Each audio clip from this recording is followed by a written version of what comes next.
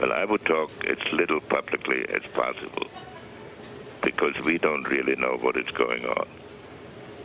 We are going to go through a period of great uncertainty and of a lot of maneuvering once the lid is off. Right now, everybody's focused on the removal of Mubarak. That is only the first scene of the first act of a drama that has to be played out.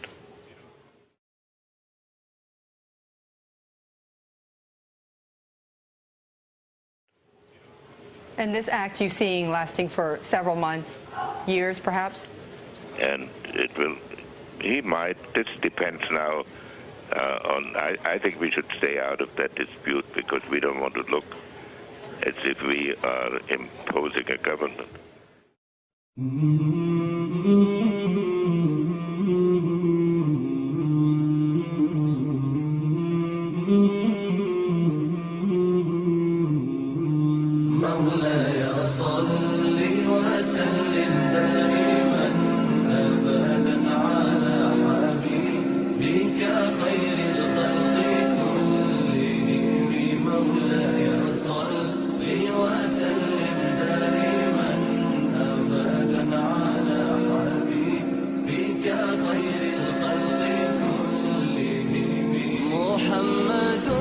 We praise Allah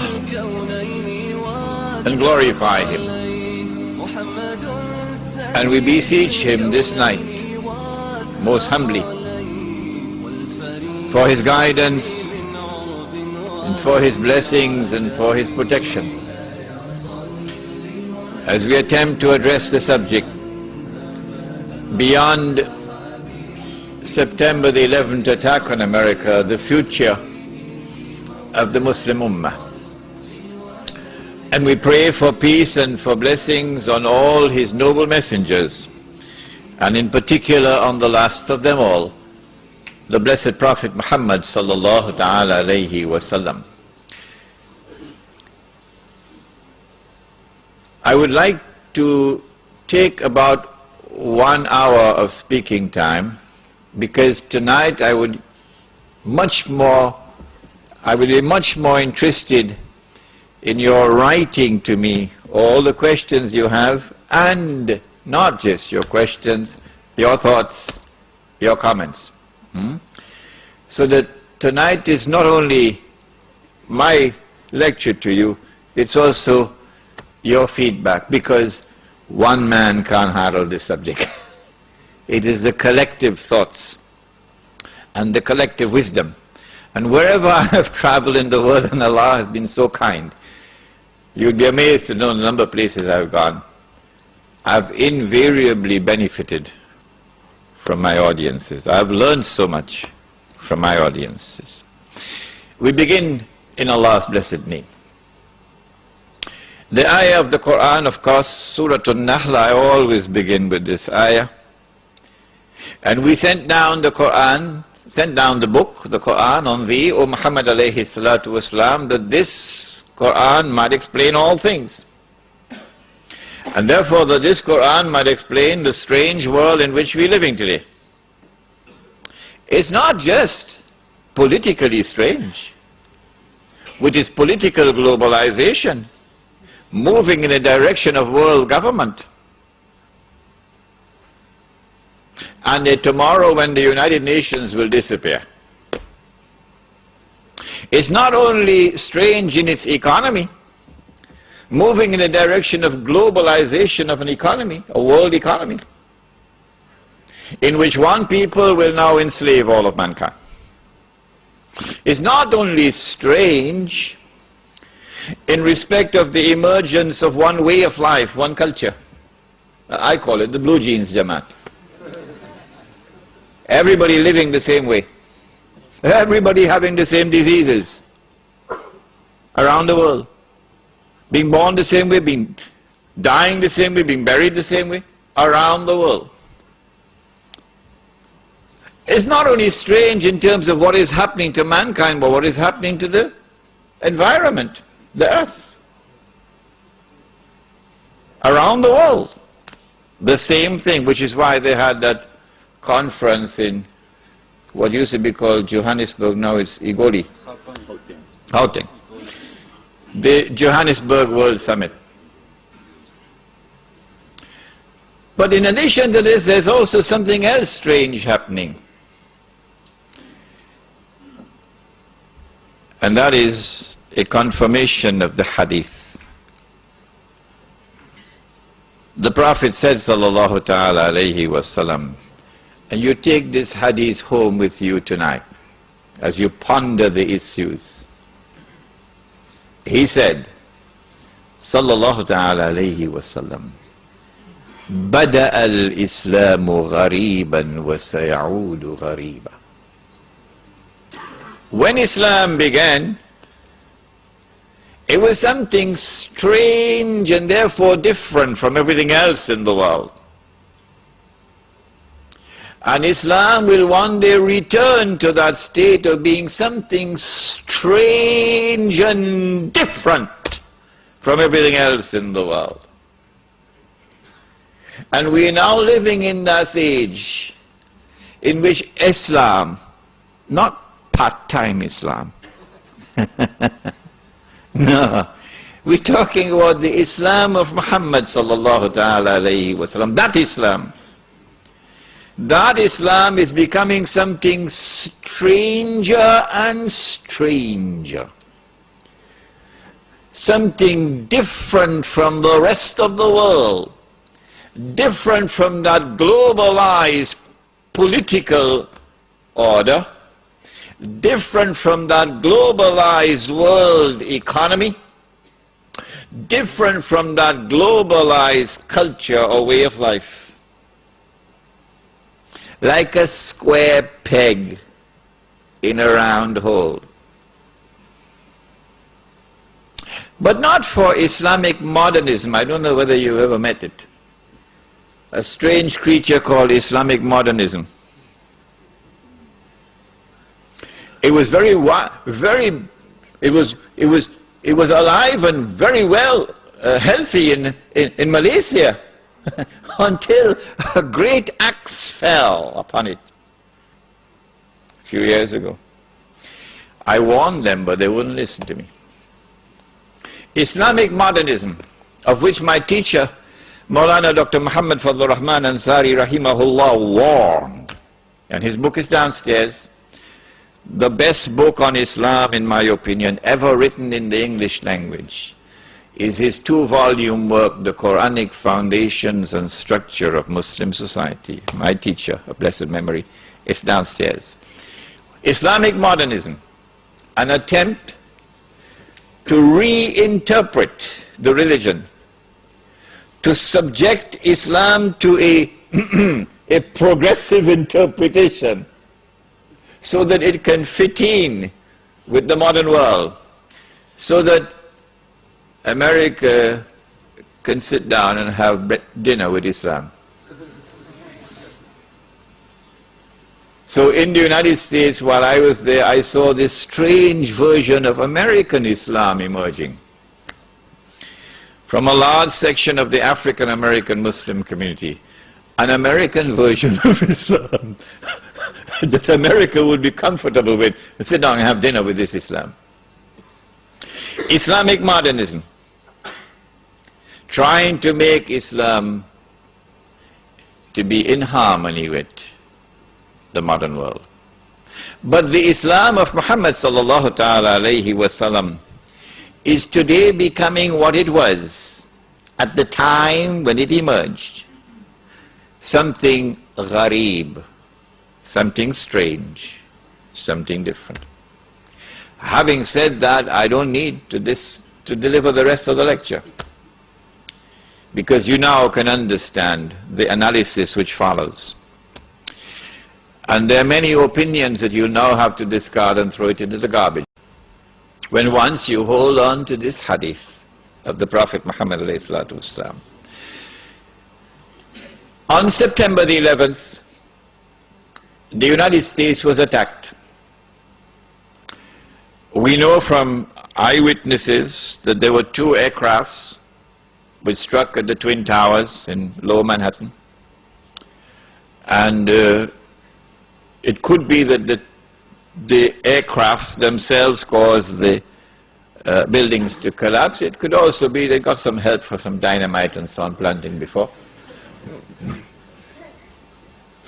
We know from eyewitnesses that there was a third aircraft which crashed in Pennsylvania.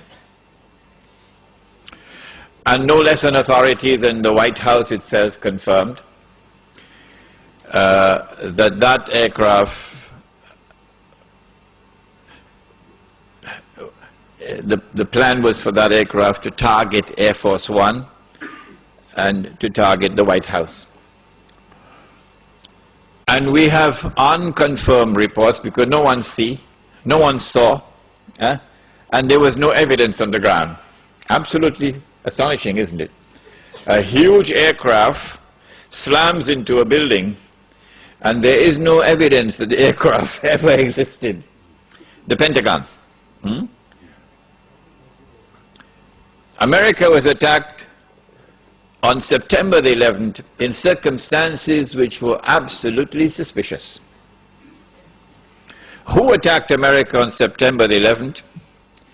And we have said that there is a massive cover-up on the part of the Bush administration. And we have anticipated that those who have information so far concealed will eventually release that information in order to embarrass the US government as part of a strategy to bring down America. And so CNN is going to be broadcasting it. And the New York Times is going to have a field day. And all those who control the media in the United States are now going to go to work to lavishly publish all of this information which demonstrates beyond doubt that the US administration was involved in a massive cover-up. Who attacked America on September the 11th? We used a method. We said, since we do not have the evidence which can be used in a court of law, let us look to see who has benefited. And when we use that method of analysis, we have come to the conclusion that the only beneficiary of the September 11th attack on America has been far and away the State of Israel. There is a little booklet outside, a Muslim response to the attack on America. It's just about 25, 28 pages. I want to suggest to you, and it's very cheap, I think maybe $2. I want to suggest to you it might be a good idea to take this booklet and give it out to people who you think ought to have a little bit of brainstorming. Because when they read this, they'll be stunned. They won't get this in their newspapers and from the mainstream media in this country. But when they read this, I think they're going to have, for some of them, an intellectual wake-up call. So that booklet is downstairs. We said that those who attacked America, therefore, must have at their core the Israeli Mossad. And they must have benefit and help from many others within the United States, within the administration, even from within the White House. When we look at their strategy, we see that they put on board the aircraft a large number of Saudis. Sounds suspicious. Why so many Saudis? And these are not Saudis who are well known for their Islamic fervor, for being what they call militants. No, these are middle of the road, normal Saudis who drive BMWs. People who attended American universities, for example. They were on board the aircraft and they died when the aircraft crashed. So these were the hijackers, except that one of them read in the newspapers that he was dead.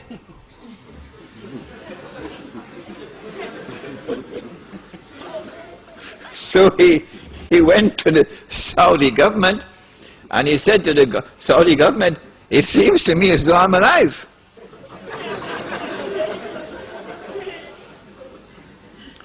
The Saudi newspapers published this article, which I read with my own eyes.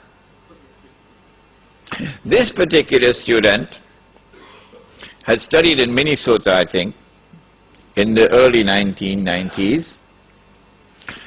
And in 1995, perhaps, he had reported both to the local police and to the Saudi embassy in the United States that someone had broken into his apartment and stolen his passport.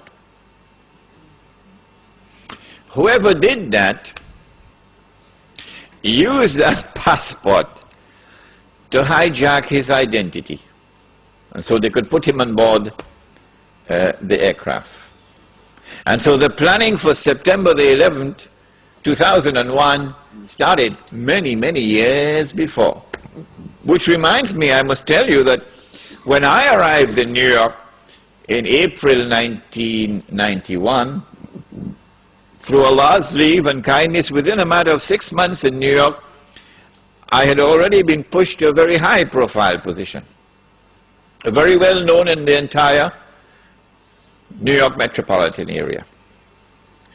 And then in November 91, when I had gone to the State University of New York in Stony Brook, someone broke into my apartment and stole only my passport. That's all. So if ever you get the news that Imran Hussain blew up the moon,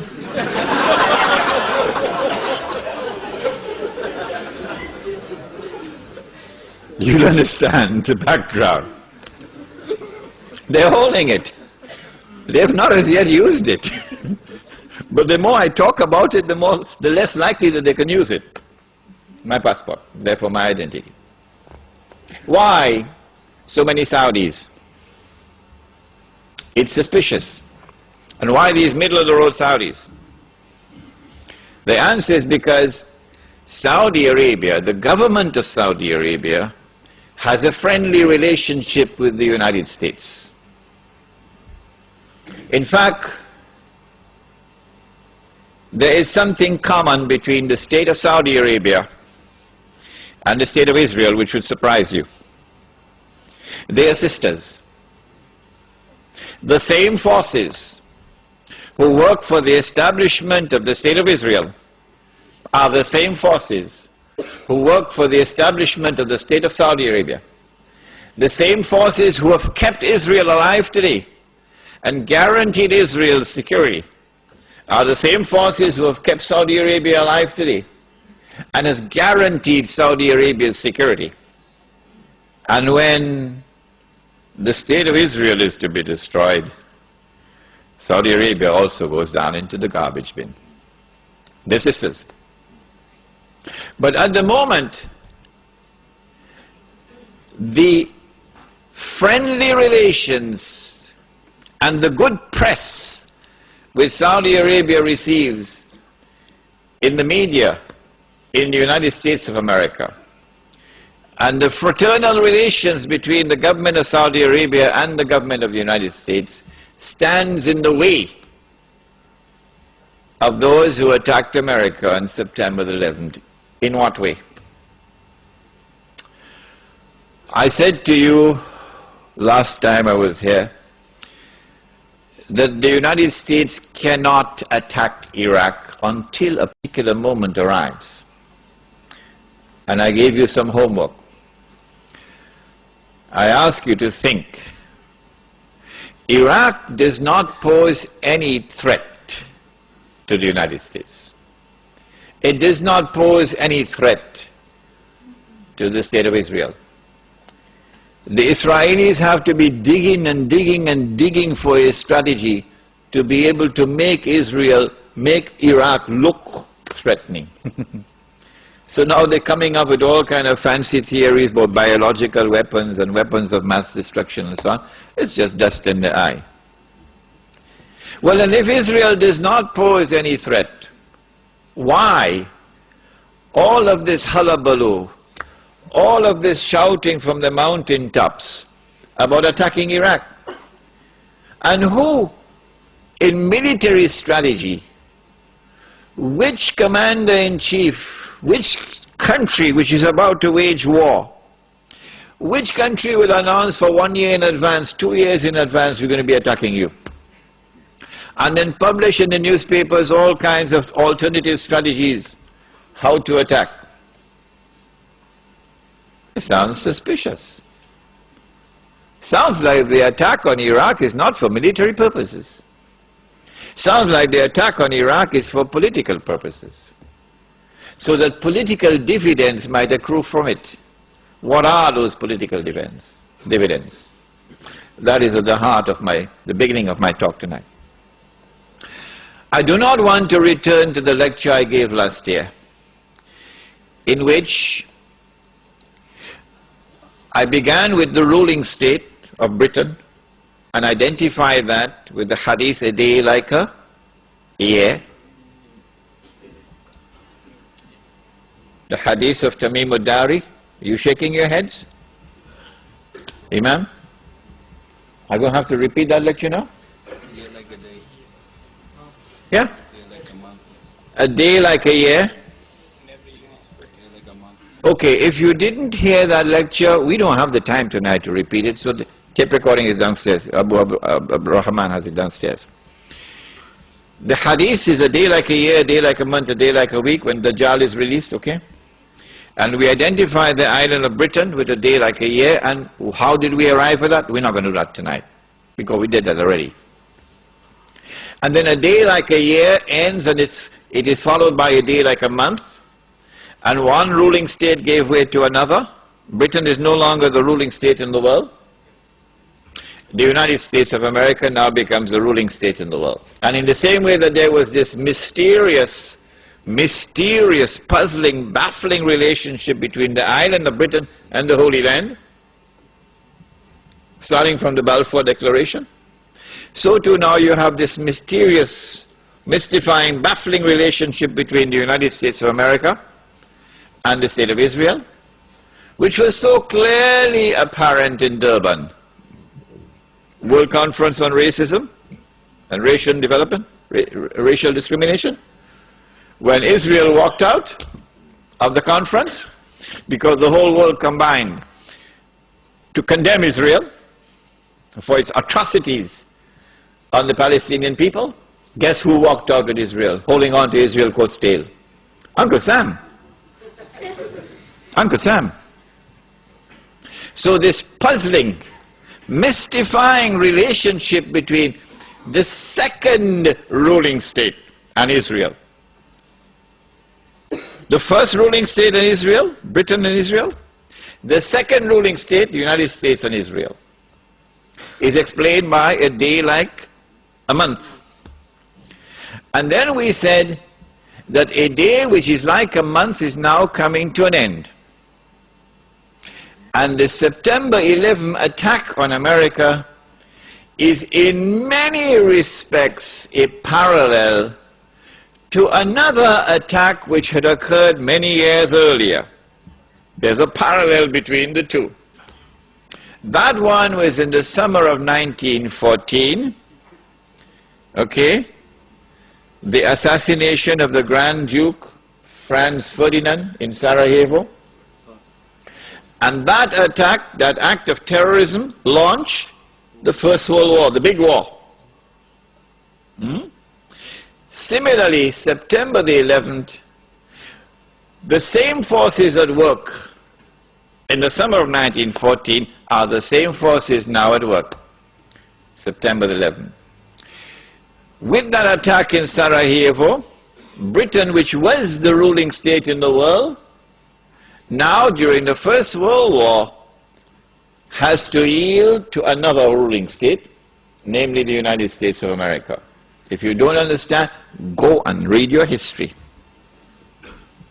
Now it's September the 11th. The attack is now on the United States to bring down the United States as the ruling state in the world. But in the process of bringing it down, the United States has some very important work to do for Israel. I can identify tonight two very important things that the United States has to do for Israel. There are many more, but there's no need to do more than simply two. In order for Israel to succeed the United States as a ruling state in the world, not only must the US economy collapse and the US dollar collapse, and when the US dollar collapses, it brings down the whole world of paper money with it, and if you don't believe me, just wait. Just wait. This is going to be the topic, Blacktown, Wednesday night. Do please come on Wednesday night, because that is the most important lecture of all. Islam and the international monetary system. Please come on Wednesday night for that lecture. Not only must the United States collapse its economy and its money, but in addition, Israel has to wage a big war, which even non-Muslim political analysts are now anticipating. A big war. Even Jews now within Israel, I'm getting emails, even Jews within Israel, Jewish academics who are in opposition to the Sharon government, they are now understanding that there's something big about to happen. And they're warning the world about it. Of course, it's too late now. Israel has to wage this big war, which is already planned long ago. And the territory of the state of Israel will dramatically expand. And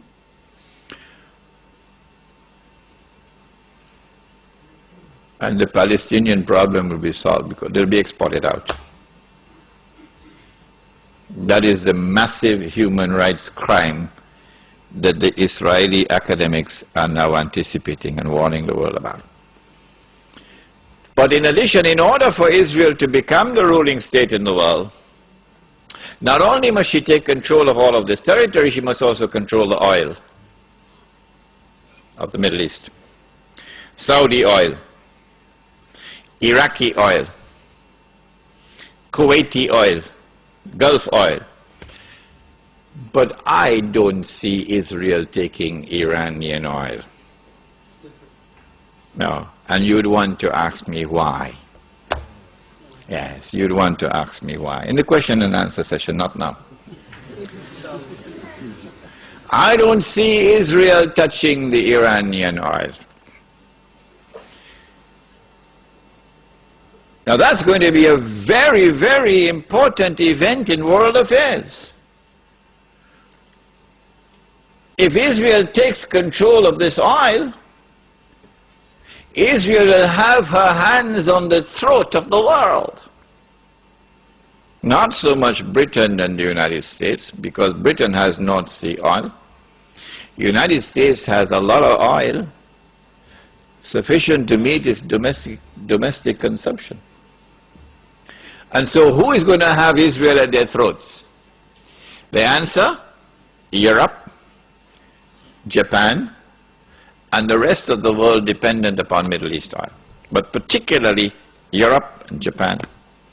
Which is why at this moment you will notice a lot of strange noises coming out of Europe in hostility to the United States.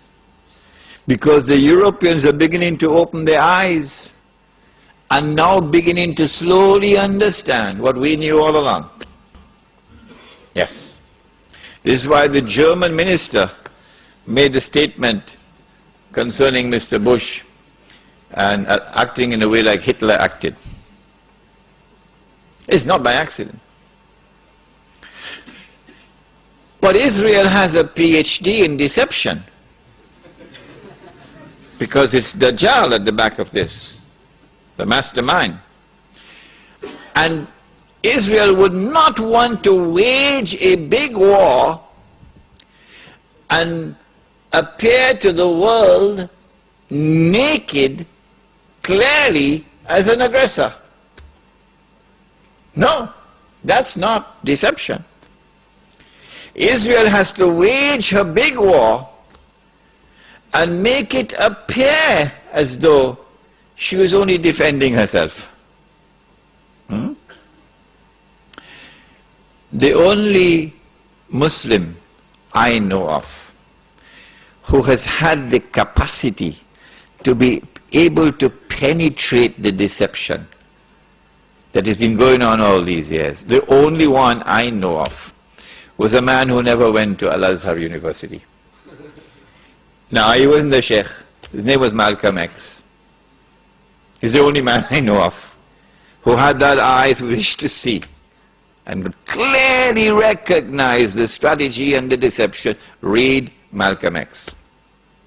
How is Israel going to launch this big war and yet get away from being perceived by the whole of humanity as the aggressor, blatant aggression?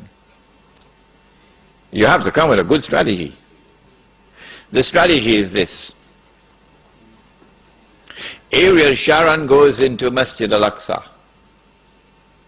with 1,000 Israeli military with him, with their shoes on,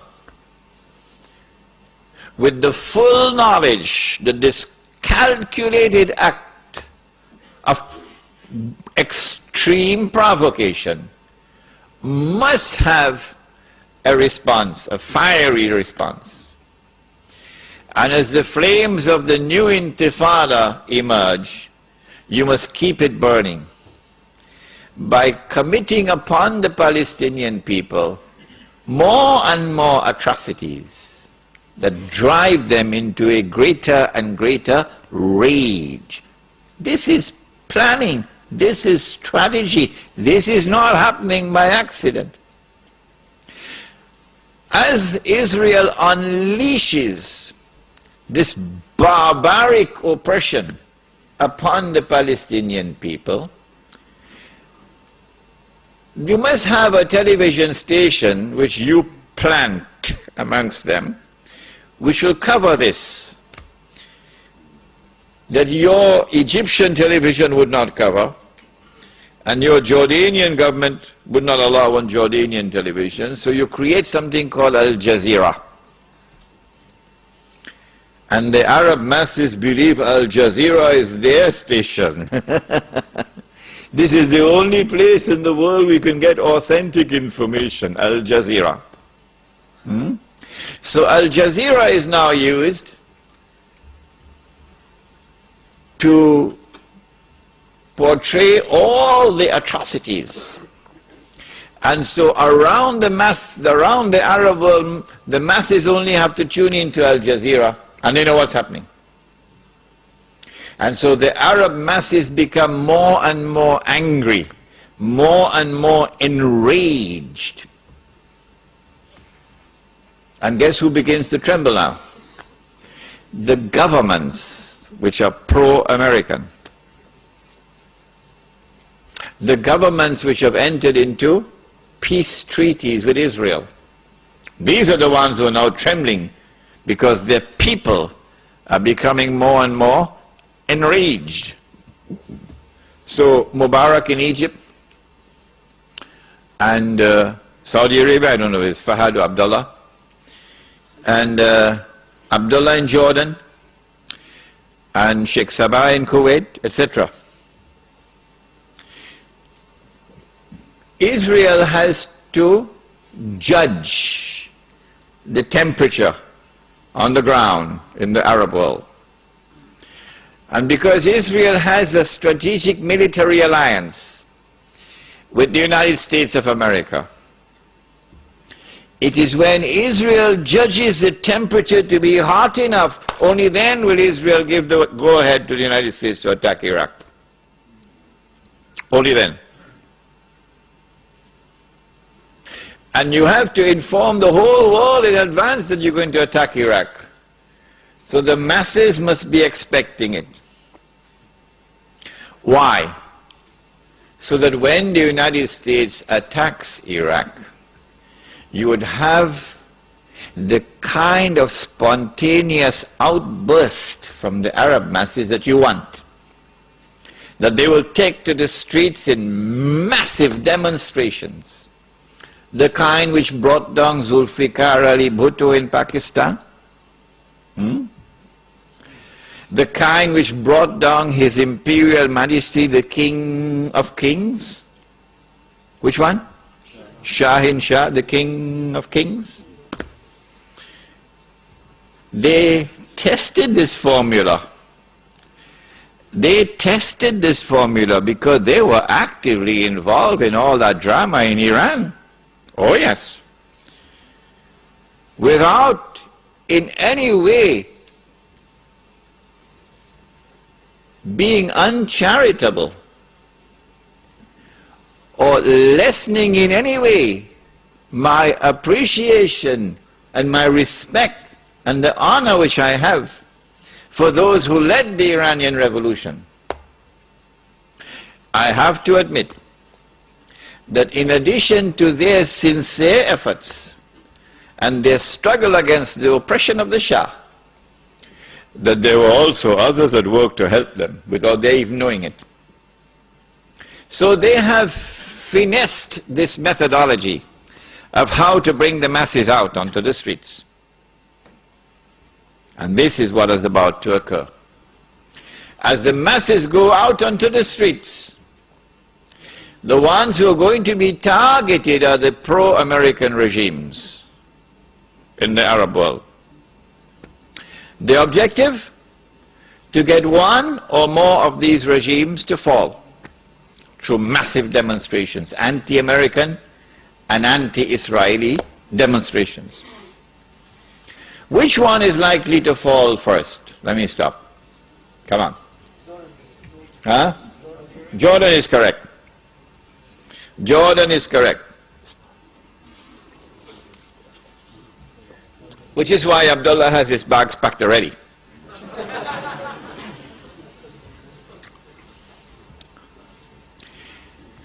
The reason why Jordan is the first to fall, likely to fall, is because more than half of the population of Jordan is Palestinian. And because Jordan shares a border with Israel. If the Jordanian government falls, in consequence of the attack on Iraq, and the Jordanian government,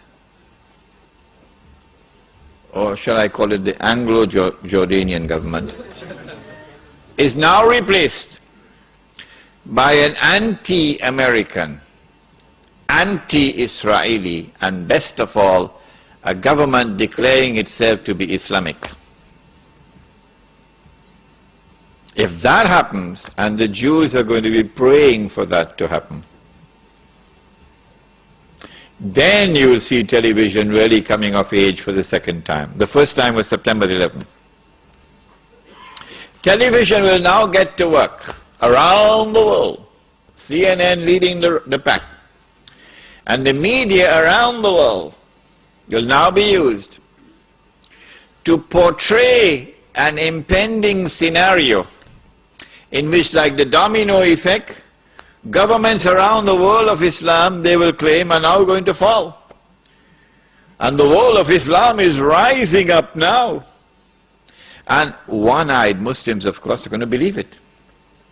The world of Islam is now going to rise up, and all these governments are going to be swept away. And authentic governments representing the Muslim masses will now emerge. And therefore the Jews are going to have their throats cut. This is going to be the most dangerous moment in the entire life of the world of Jews. The media will portray it. If we don't do something, we will all be slaughtered by these Muslim fanatics. Yeah? I tell you, this will be drama worthy of Hollywood when it comes. Huh? They must be hating me now for revealing their secrets. It is in this scenario that Israel will say, we have to do something if we just sit here and do nothing, the state of Israel will be destroyed and the Jews will all be slaughtered. What can we do? They call it a preemptive strike. A preemptive strike. But it won't be a preemptive strike. It will be the most dazzling display of the magnificent application of state-of-the-art military technology that will leave even Uncle Sam in the backyard. A war like Uncle Sam has never seen and could never wage. That is what Israel is going to wage. Do they have the technology? I believe they have technology that even Uncle Sam doesn't have. It will be a lightning strike. Israel has to put on this magnificent display of military power and state-of-the-art technology beyond anything else that the world has ever known, in order for Israel to impress upon mankind the validity of its credentials that is now going to become the new ruling state in the world. Before Fahad could even blink, the Israelis have taken over the Saudi oil fields, and the Iraqi and the Kuwaiti oil fields.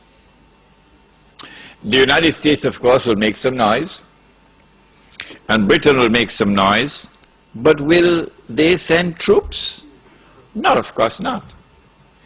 The United Nations Security Council is now going to be used by the rest of the world, particularly Uncle Europe, and Uncle Japan, and the rest of the world. They will take the United Nations and seek to use the United Nations now to do something about this. Collective action to force Israel to withdraw. Because if Israel does not withdraw, Europe is going to be choked, and Japan is going to be choked. And as the United Nations is now being used for the first time in its history, an attempt is being made to use the United Nations effectively by the rest of the world. I anticipate that the United States Congress, the Senate, and the House of Representatives will now pass resolutions forcing the U.S. government to withdraw from the United Nations. And as soon as the United States withdraws from the United Nations can no longer sit down in New York, pack up and move. So in the same way that the League of Nations collapsed, the United Nations now collapses. United Nations cannot be relocated anywhere else. No. Because the United States is the ruling state in the world. The League of Nations collapsed because the United States was not in the League of Nations. That's why the League of Nations collapsed. And so the United Nations cannot be relocated anywhere. No, it can't take it to Geneva. It's not going to work. And he'll be ruling the world from Jerusalem with what would appear to be eternal rule. It is at that time that the Imam will emerge from Medina, hurrying to Mecca, which is our lecture for tomorrow night. It is at that time that the Son of Mary will come down, and the Son of Mary will have his hands on the wings of two angels. It is at that time that the true Messiah will kill the false Messiah. It is at that time that Gog and Magog will be destroyed. It is at that time that the army will come from Khurasan, and no one will be able to stop that army until it reaches Jerusalem. Hadith of Sunan of Tirmizi, Sahih Hadith. And then Islam will destroy the state of Israel, liberate the Holy Land. It is at that time the hadith which is in Sahih Bukhari and Sahih Muslim. If you want to check the credentials of any of your Muslim leaders in Australia, check them out. Can we trust this man? Ask him, would you ever quote this hadith in public? he'll turn around and run so fast, faster than Federal Express, if he doesn't have faith in his heart, but he's a Muslim leader. Which hadith? Test them out with this. It is in Sahih Bukhari, it is in Sahih Muslim, it is muttafaqun alayh. And every Palestinian loved this hadith. Oh yes. What is the future of the Ummah during this interim period? Until such time as Islam triumphs in the world. What we can expect is the emergence, or rather the culmination of the political strategy for the establishment of one world government which will control all of mankind.